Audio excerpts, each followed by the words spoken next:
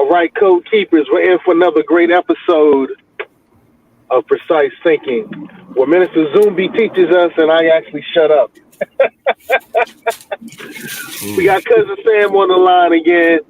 This is going to be a great show. So for our business folk, if you're a business owner, if you're an aspiring business owner, if you're about to get on business, you want to stand on business, this is the one for you. Zumbi, take it away, good brother. All right. Peace to everybody. I'm assuming for those who have celebrated the 99th birthday of Baba Omowale, who we commonly known as Malcolm X, we give a belated happy birthday to the ancestor.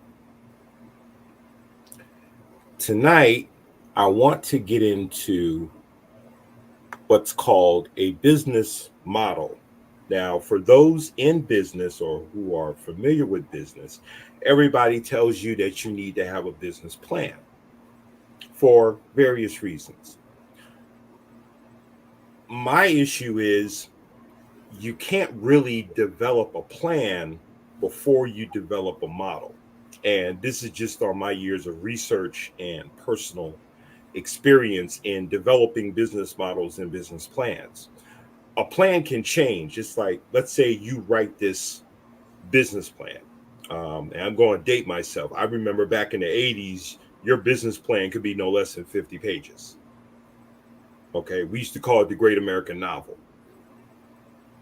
Nowadays, a good business plan usually would stay under 25 pages.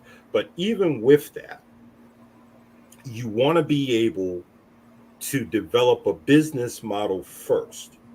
And after maybe about 20 or some odd years of research and personal experience, I came up with about 7 questions that your business model should be able to ask and answer with little to no hesitation. Okay. And so tonight, I'll be coming from my book, Gospel of Afro-Nomics Theology. And I will also be coming from a book that I highly recommend. It's called 0 to 1 Million by Ryan P. Alice. Okay. Now, you have any questions? No questions? Okay. No. All right. So for a business model, okay, there's 7 questions. The first question is, what does my business do? Now, in this book, 0 to 1 million, the author says that all businesses fall under one of 4 categories. Okay. Manufacturing, distribution, retail, service. Okay. Now, I always use an example of that with the movie American Gangster. And the reason I use that as a model is because in the dope game, brothers rarely get past the retail level because the real power lies in the manufacturing and the distribution of the product. Right. Okay. So for those who have seen American Gangster, if you remember, Frank says, I want to get it where they get it, meaning the mob. Okay. So at the time, the mob was a distributor. They had a direct connect to the manufacturer, whether it was Turkey, whether it was Golden Triangle, etc. So when Frank took that trip to Vietnam, hooked up with his cousin, went through the jungles, got the direct connect with the manufacturer, he became the distributor. So basically, he flipped the script. And so now the mob had to come through him to get the product. Okay. So, all right. Any questions so far?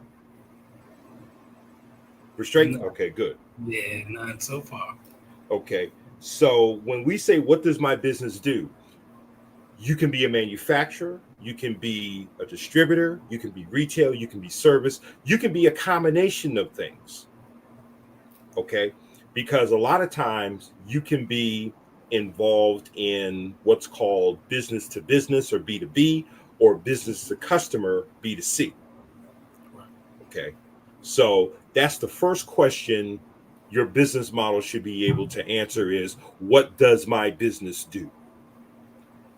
Number two, how does my business make money? And this is where we get into what's called the revenue model. And we can go into that, in a later date at a later time. But the revenue model talks about, how does your business make money? Are you product based? Are you service based? Are you a combination of the two? What percentage is product based? What percentage is service based? Okay. So how does my business make money, or what we call the revenue model? All right. That's the second question. Third question, who is my customer? In other words, who is my target audience? This is where we get into things such as the demographics, age, gender, income, ethnicity, race, etc. So what you're trying to do is develop a profile of who your target audience is when we say, who is my customer? Because you can't be all things to all people. The old saying, please all and you will please none. Okay. So that's number three. Who is my customer? Number four, what problem does my business solve? Okay. The one thing as an entrepreneur, as a business owner, or even as an investor, you are solving problems in the market. And what you want to do is, and this kind of goes a little bit into marketing, when the customer comes into the market, he is looking for an entity to give him two things: a solution and a result. The product and or service is just a delivery vehicle. Okay. So what problem does my business solve in the market? Number five, what value does my business bring to the customer? Now, if we look at the word value, the etymological root, it basically means to add strength. So how does my business add value to the customer's life? Okay. And usually you would have to ask the customer that, because you don't really know. And a lot of that is pretty much I think they would call it anecdotal. Okay, so it's not something that can be numerically done. Okay. Number six, what is my competitive advantage in the market? So in other words, what advantage do I have in the market to where the customer, the potential customer, would choose me first over a potential rival? So if I'm Home Depot, what competitive advantage would I have versus a Lowe's? Or if I'm Walmart, what is my competitive advantage versus a Target? Okay, to kind of give you an example of when we talk about having a competitive advantage. Okay, or what would a drugstore like a CVS or Walgreens would have versus a mom and pop? One of the advantages, drive-throughs. Okay, I don't know too many mom and pops. You may correct me if I'm wrong.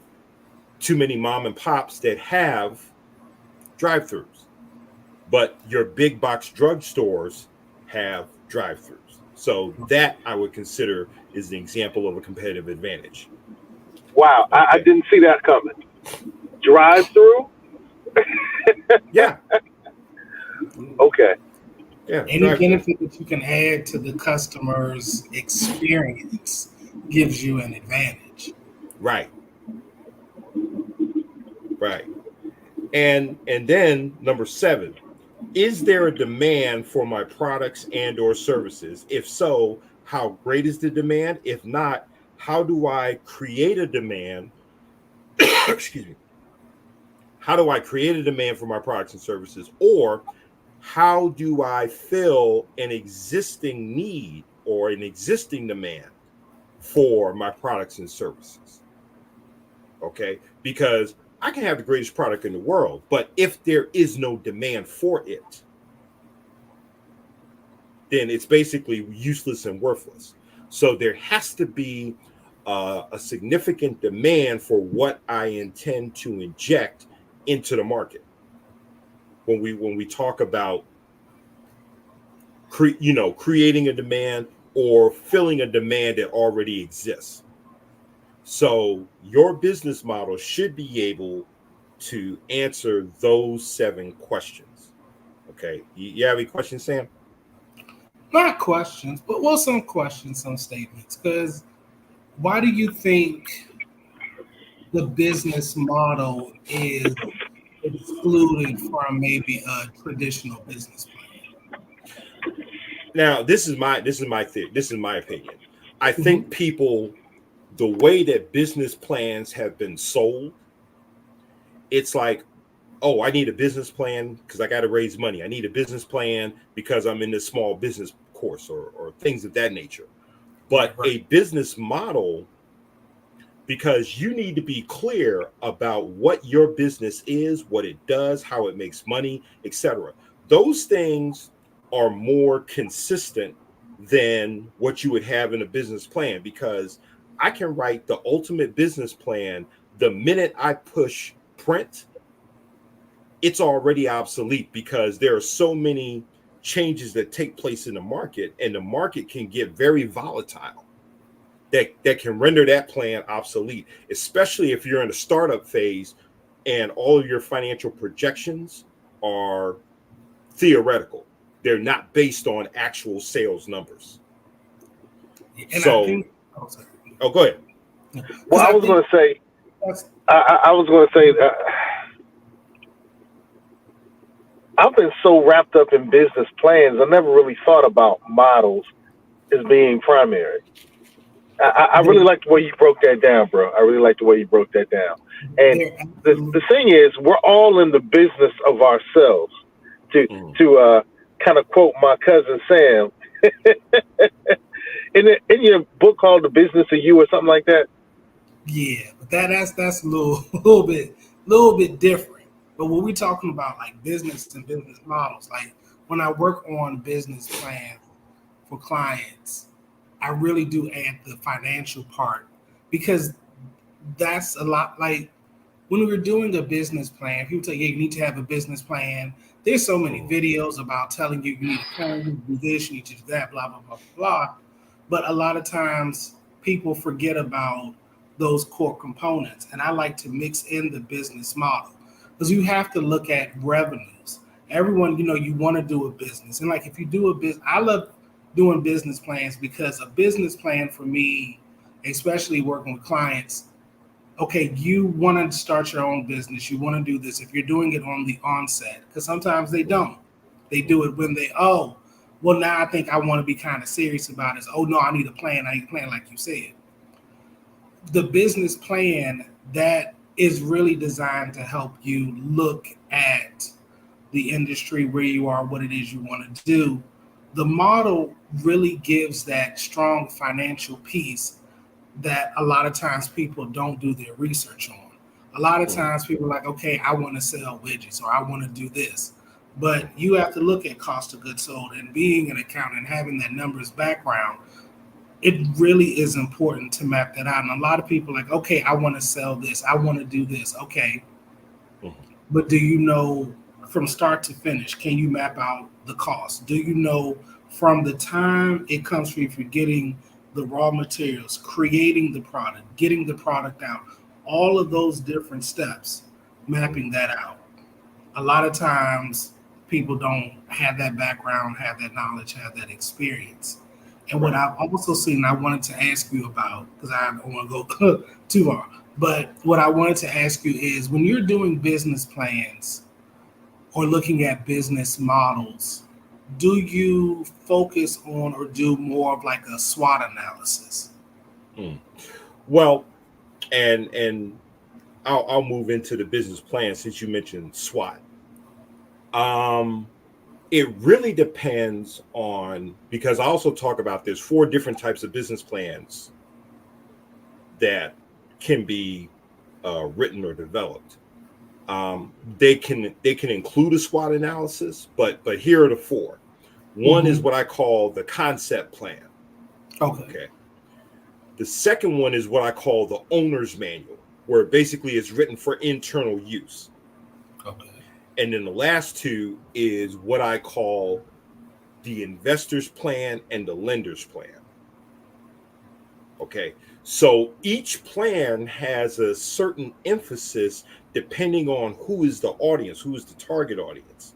So I think the SWOT analysis would really depend on who is your target audience. Okay. Okay. So like with the concept, it may not be a fully blown out plan, but it's more like a skeleton. Gotcha. When you write it out. The owner's manual, like I said, that's for internal purposes. Okay. The investor, that's really more for if you're trying to look for equity financing, whether it's an angel, VC, etc. Lender, self-explanatory, whether it's a micro lender.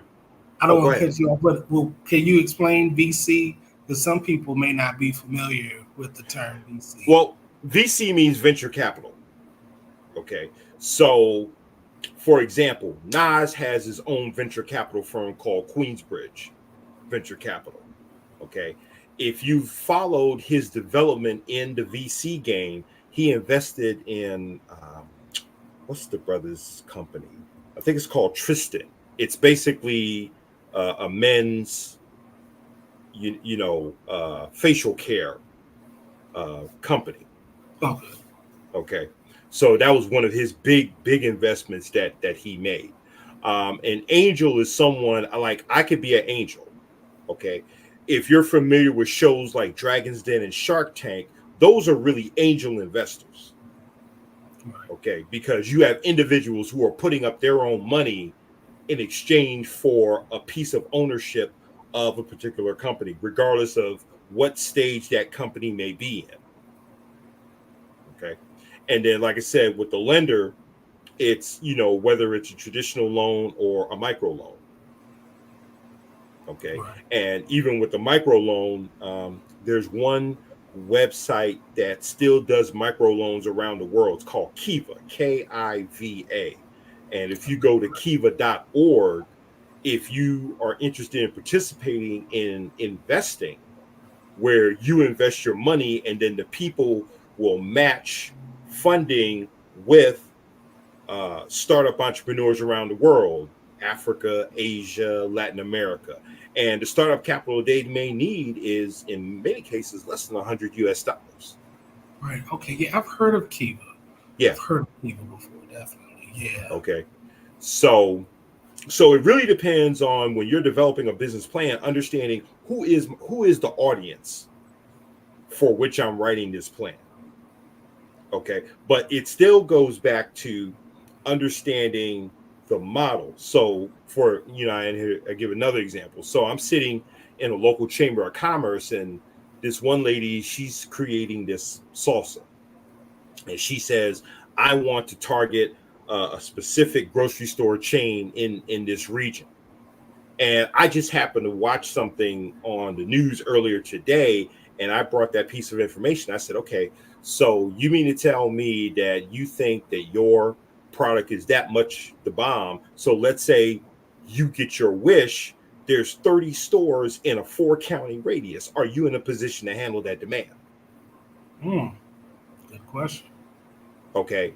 And all I heard in the room was crickets and rats pissing on cotton. Okay. Because I think a lot of times I don't want to kill people's enthusiasm, but no, you should. No, well, but here's what I'm getting. But not in a negative way, but no, critical thinking kind of way. And that's what I mean. It's like when you get in arenas of business and investing, you've got to be very cerebral. Right. Okay. Especially when you're dealing with OPM. other people's money, other people's resources, etc. Okay, you've got to be very, very cerebral, because business and investing are cerebral exercises. They are. Okay, They are. they're very cerebral. So that's why I say I don't want to kill anyone's enthusiasm, but it has to be balanced, where the left brain and the right brain have to come with the balance. Right, because I'm often called the killjoy, and I don't mind it at all, because you're at that point of the left brain and right brain. I think is so important, because a lot of times I've noticed people in business, they have good ideas, or they have things they're very excited and passionate about. Mhm. And dreamers are beautiful people. They have concepts, they have ideas, they have things that they want to do. But then here are us, I like to call us planners and thinkers. Okay, well, you, like you said, the analogy of the one who had the sauce. Okay, well, how are you going to market it out there? How are you going to get out there? What's the labeling? Right. Can you get distribution? All of those things are things that people don't think about, but are highly important. And like you said, I like that point about the left brain and the right brain, because that is so important, because a lot of times you can only go so far off the energy and excitement of your idea or your dream. Mm. And then there comes time for the right brain part, where you got to think about analytics, numbers. Does this make sense? Can I meet consumer demand? Do I have a clear, thought out process? Like all of those different things, abilities, those come into play. Well, that's very. And see, this also brings up a question, or really a statement, and some people may be confused when I put this out there, that there is a distinct difference between being an entrepreneur and a business person. Give the example, because I think I'll put it to I'll put it to you this way. Could Bill Gates have built Microsoft without Paul Allen and Steve Ballmer? Okay. Gates was a visionary, but he needed somebody to give the vision order, structure, and organization, where Paul Allen and then later Steve Ballmer come into play. Because Bill Gates, you're the visionary, you are creating the product, but there's somebody that has to be involved in the day-to-day operations, in understanding distribution, understanding raising capital, etc. Right. Okay, so Steve Jobs may be a unicorn where he was able to do both. Okay, where he could be the entrepreneur and the businessman. Okay, not many people can do both. Right. Okay, so that's why I said, not every entrepreneur is a business person, and not every business person is an entrepreneur.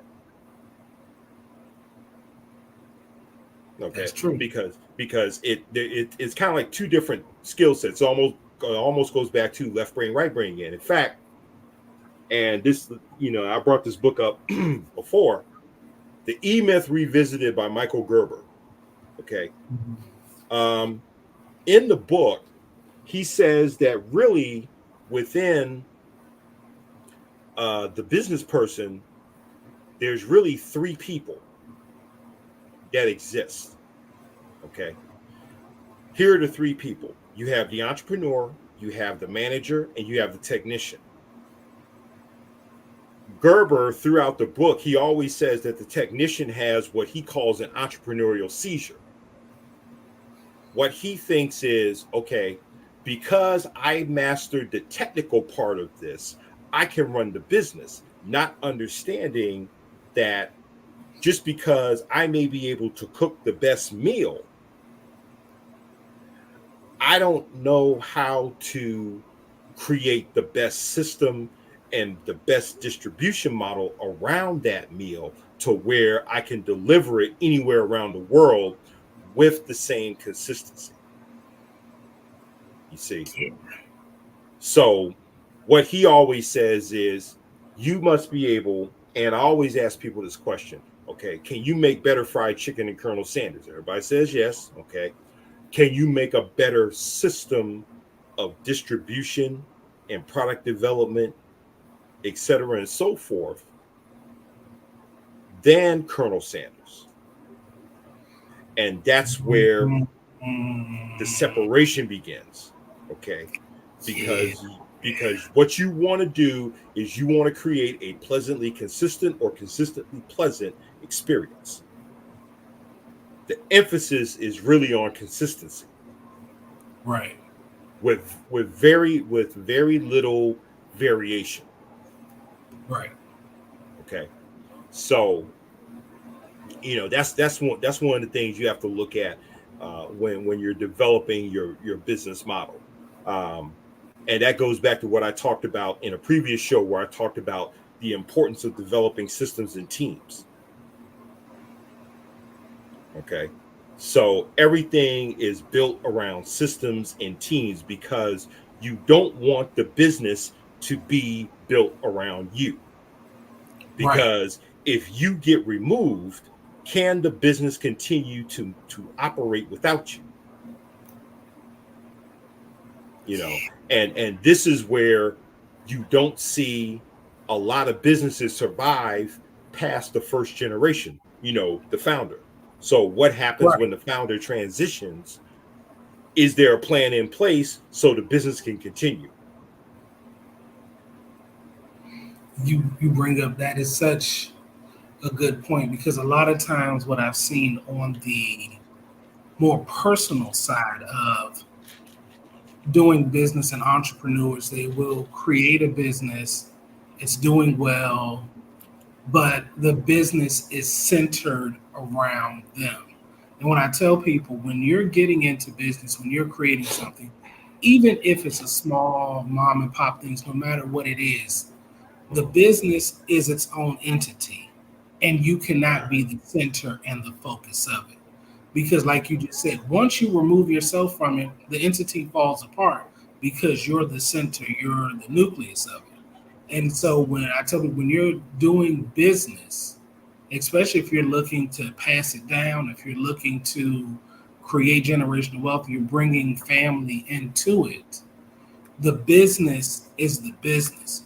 You all participate in the functioning of the business, but the business can never be centered around one person. Right. And that's the real key, is to make sure that you can build an entity that can outlive you. One of the issues that like, let's say you go back and you look at Wendy's. One of the things that got Wendy's in trouble in the 80s is that, and I don't have children, but let's say if your skill sets can't keep up with the growth of your child, that's what happened to Wendy's. The people who were in charge of Wendy's couldn't keep up with the growth of its child, which is why it's still sitting at number 3 behind McDonald's and Burger King. So as your child grows, does your skill set grow? Does it evolve with the development and the growth of the business? And that's where I see a lot of businesses get into trouble by not, sharpening their skill sets. In fact, there's 8 skill sets, and I may have mentioned this before, that every successful entrepreneur has to really master. There's sales, there's marketing, there's product development, there's raising capital, there's copywriting, there's negotiating, there's networking, and there's cash flow management. Okay, those 8 skill sets. And what I see a lot of times is you may have entrepreneurs and business owners who don't really want to be that well-rounded, where all they want to do is focus on 1 or 2 things. Right. Because in business, what is the saying about? And if we weren't talking right now, I could remember it, about the master of none, like being a jack of all trades. Okay, right.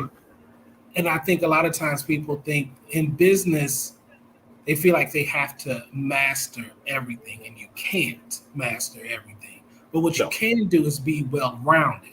What Mhm. you can do in business, you have to be adaptable. You have to have flexibility.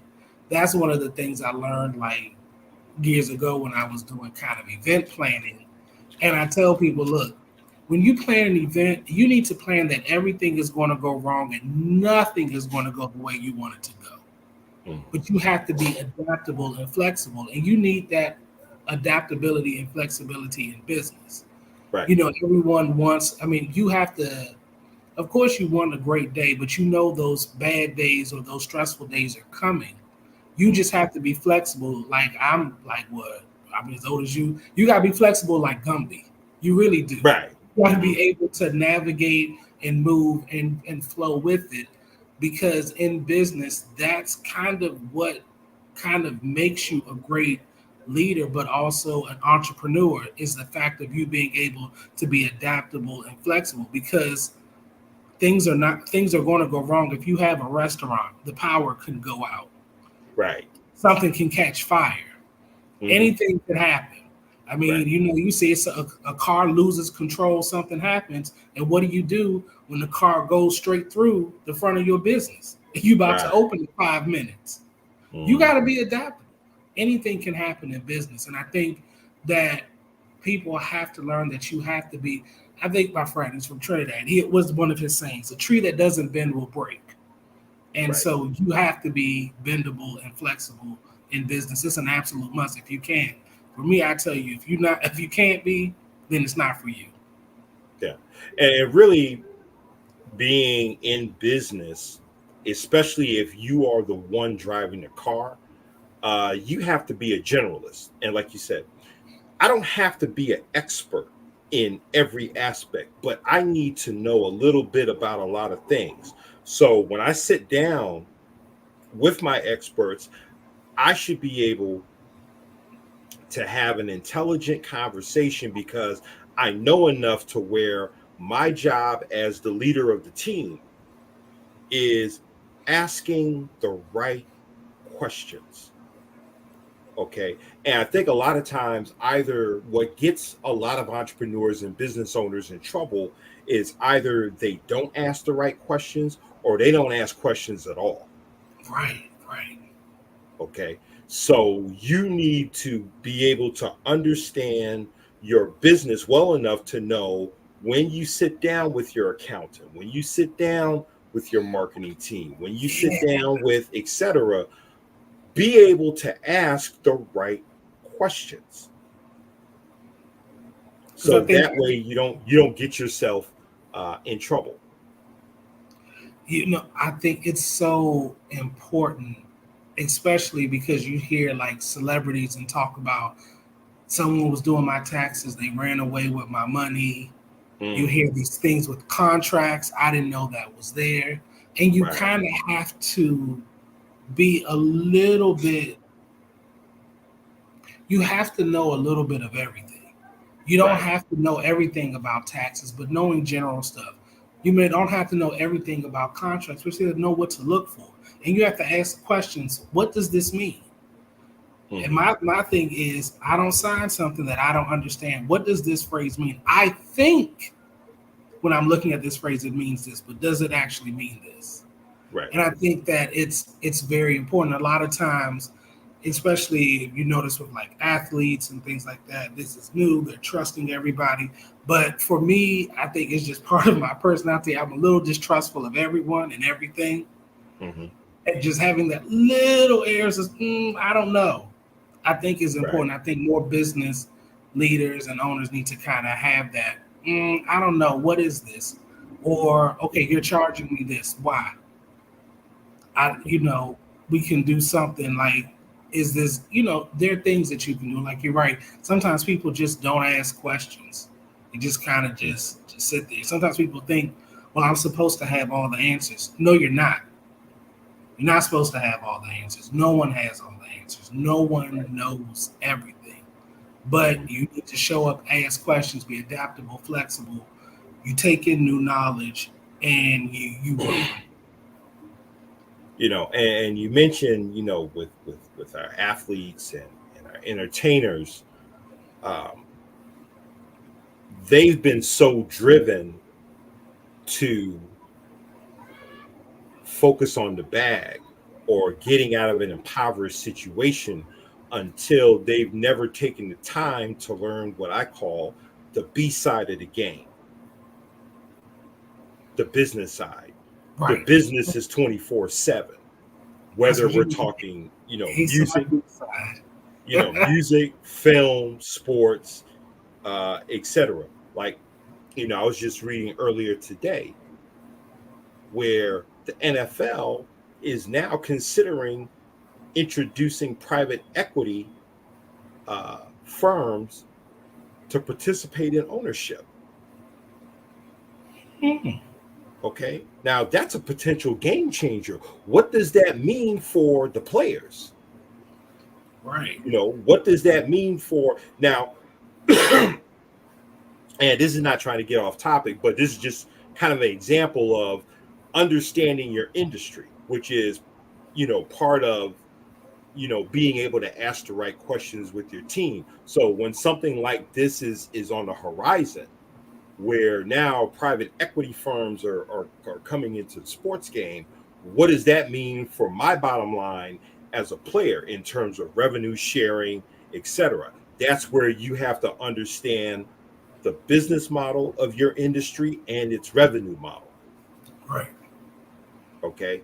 Because if you got private equity firms coming in, okay, is there going to be a huge influx of cash, or are these private equity firms going to take out a big chunk of that? Right. Okay. So that's what I mean. Don't just worry about the bag. You have to understand it's almost like you can't just worry about one part of the human body. You have to understand how everything is synergistic. Right. Okay. How does everything work together in unison and harmony for one great cause? Right. Because I remember, I forgot if it was Missy, and she was talking about, and Timberland too, because someone asked them about music and what like Mhm. why haven't you come out with stuff, and he was talking about money and stuff like that. You're not doing this, and they're like, the real money is not the performers you see us out there. He's like, Right. that's not where the real money is. The real Hmm. money is behind the scenes. He Right. said that's where I'm at. It got to Missy Hmm. kind of said the same thing. And I think a lot of times, like with celebrities, they see this, and you're right though. A lot of times it is a big opportunity. It changes your life forever. But again, when it comes down to it, it's about ownership. You're a player. You're an employee. Right.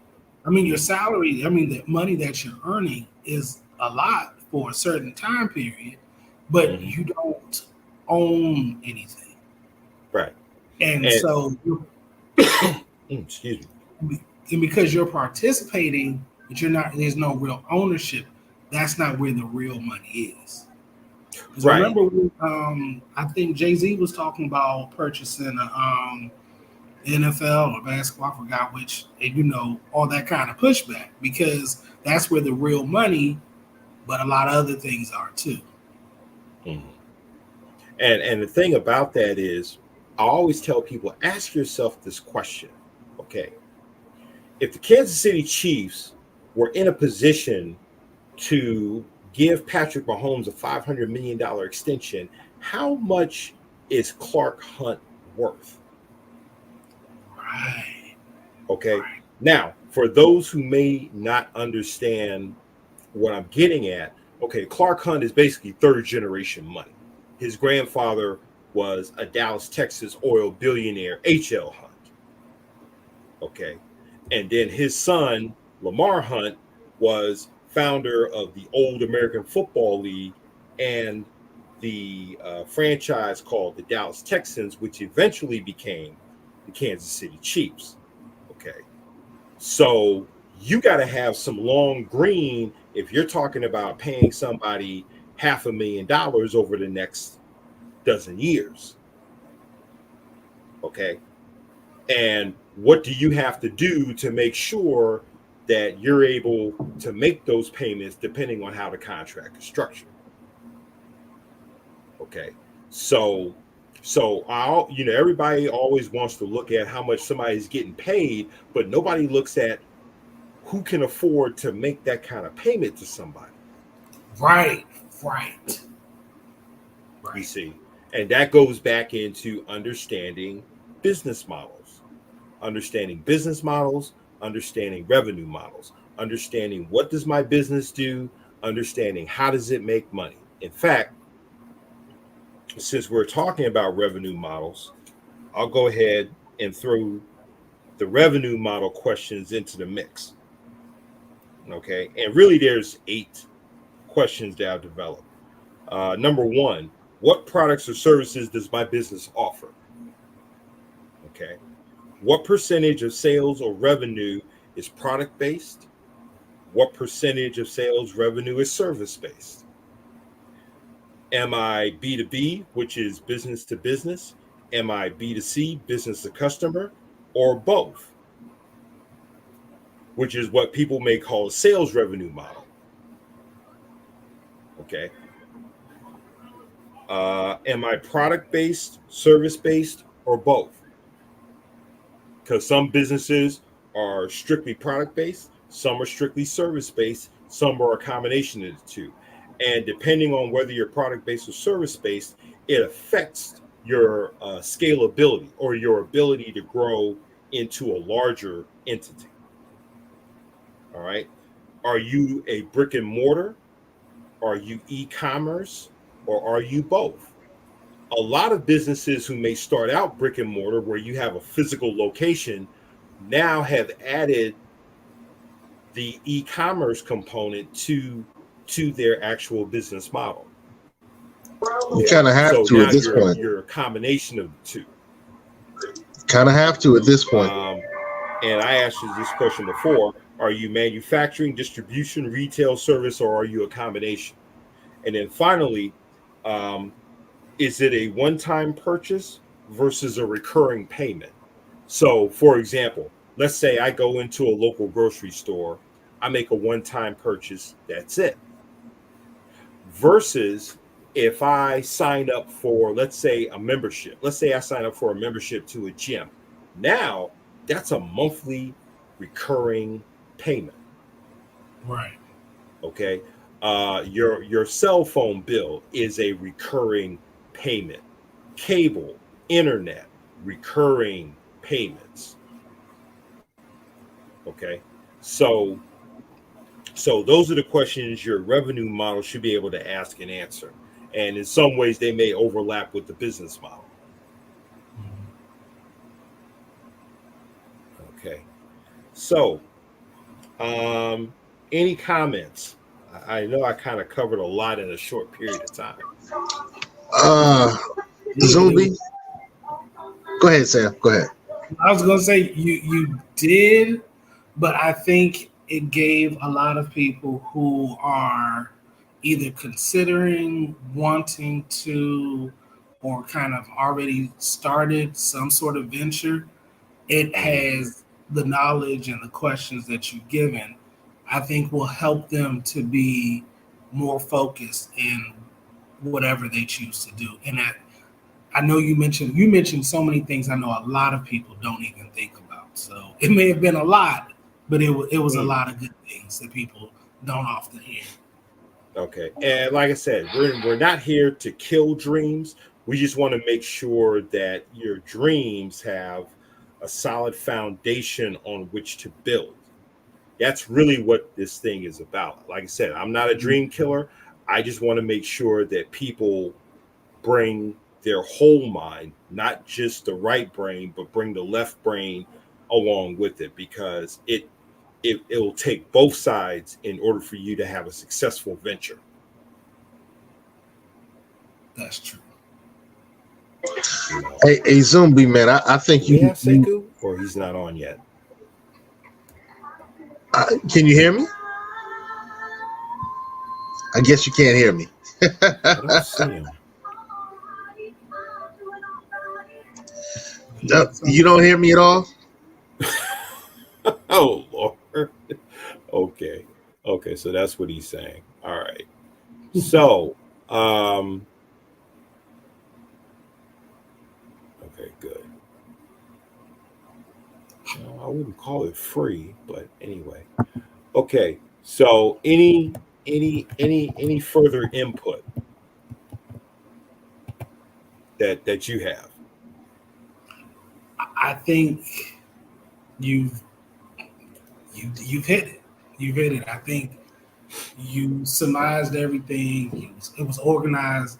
You hit the nail on the head. I don't have any other comments. I just hope that everyone who listens just really takes it all in, Mhm. takes their time.